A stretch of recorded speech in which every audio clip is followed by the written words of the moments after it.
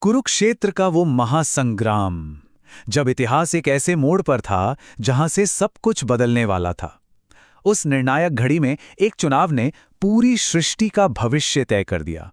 ये कहानी उसी एक पल की है, जब एक तरफ थी दुनिया की सबसे बड़ी सैन्य शक्ति और दूसरी ओर थे स्वयं भगवान, वो भी बिना किसी शस्त्र के। जरा सोचिए, अगर किसी को चुनने को कहा जाए, एक तरफ दुनिया की सबसे ताकतवर, सबसे बड़ी सेना और दूसरी तरफ सिर्फ एक अकेला आदमी, वो भी बिना किसी हथियार के, तो क्या चुना जाएगा? बस यही एक सवाल था जिसने महाभारत के बड़े बड़े योद्धाओं की तकदीर लिख दी। तो चलिए सीधा उस कहानी में चलते हैं। युद्ध का ऐलान हो चुका था, हर कोई अपनी जीत पक्की करना चाहता था। तो हुआ यूं कि कौरवों के सबसे बड़े अभिमानी दुर्योधन और पांडवों की उम्मीद, धर्म के रास्ते पर चलने वाले अर्जुन, दोनों पहुंचे द्वारका। मकसद एक ही था, श्री कृष्ण का साथ पाना। पर जब वो दोनों कृष्ण के कमरे में पहुंचे तो उन्होंने देखा कि कृष्ण तो योग निद्रा में है, सो रहे हैं। और बस यहीं उस शांत से कमरे में उनके चरित्र की, उनकी नीयत की पहली परीक्षा हो गई। उनका अगला कदम ये बताने वाला था कि कौन सम्मान का भूखा है और कौन श्रद्धा का। और उनके बैठने के तरीके से ही ना उनके दिल की बात पता चल गई। देखिए, दुर्योधन जो अहंकार में चूर था, वो खुद को कृष्ण के बराबर का समझता था, तो वो जाकर बैठ गया उनके सिर के पास एक ऊंचे आसन पर। और दूसरी तरफ थे अर्जुन, विनम्र, भक्ति से भरे हुए। वो चुपचाप जाकर प्रभु के चरणों के पास जमीन पर ही बैठ गए। और फिर वो पल आया जिसने सब कुछ बदल दिया। कृष्ण ने अपनी आंखें खोली। वो तो अंतर्यामी थे, दोनों के मन की बात जानते थे। और अब वो उनके सामने एक ऐसा प्रस्ताव रखने वाले थे जिसकी गूंज सदियों तक सुनाई देनी थी। कृष्ण जब जागे तो उनकी पहली नजर अपने चरणों के पास बैठे अर्जुन पर पड़ी। और इसी वजह से कुछ भी मांगने का या चुनने का पहला हक भी अर्जुन को ही मिला। ये एक इशारा था कि विनम्रता हमेशा अहंकार से पहले आती है। लेकिन उस प्रस्ताव से ठीक पहले कृष्ण ने एक बहुत बड़ी शर्त रख दी। उन्होंने साफ साफ कहा, देखो, मैं युद्ध में रहूंगा जरूर, लेकिन मैं कोई भी हथियार नहीं उठाऊंगा।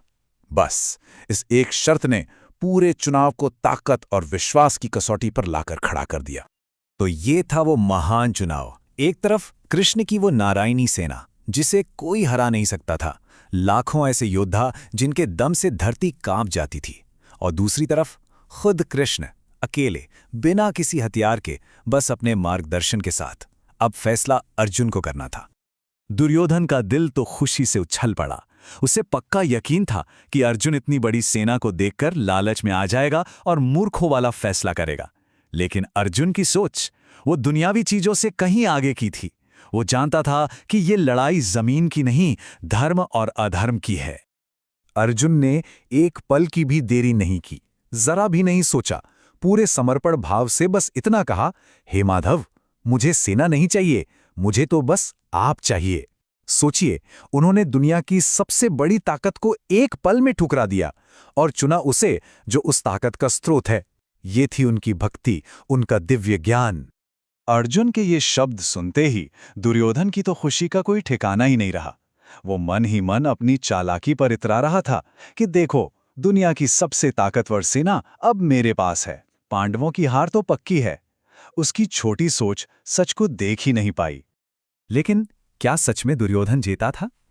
आइए अब जरा ये समझते हैं कि इस एक चुनाव के पीछे की समझदारी क्या थी और नतीजा क्या निकला। ये असल में समझदारी और ताकत के बीच की लड़ाई थी। तो क्या था इस चुनाव का राज? देखिए, अर्जुन को ये बात अच्छी तरह पता थी कि असली जीत हथियारों से नहीं, धर्म के साथ खड़े होने से मिलती है। वो जानते थे कि यतो धर्मस्तु जया, मतलब जहां कृष्ण है वही धर्म है और वही जीत है। उन्होंने दुनिया की ताकत को छोड़कर परमात्मा की बुद्धि को चुना और बस इसी एक फैसले ने महाभारत का नतीजा तय कर दिया था। ये कहानी हमें एक बहुत बड़ी और सच्ची बात सिखाती है। असली ताकत गिनती में या हथियारों में नहीं होती। असली ताकत तो धर्म, सही राह और ईश्वर के मार्गदर्शन में होती है। और आखिर में ये कहानी हम सब के लिए एक सवाल छोड़ जाती है। हम सभी की जिंदगी में ऐसे कुरुक्षेत्र आते हैं जहां हमें चुनना पड़ता है। तो सवाल ये है कि जीवन के इस महायुद्ध में जब दुनिया की ताकत और ईश्वरीय मार्गदर्शन के बीच चुनाव करना हो तो किसे चुना जाना चाहिए।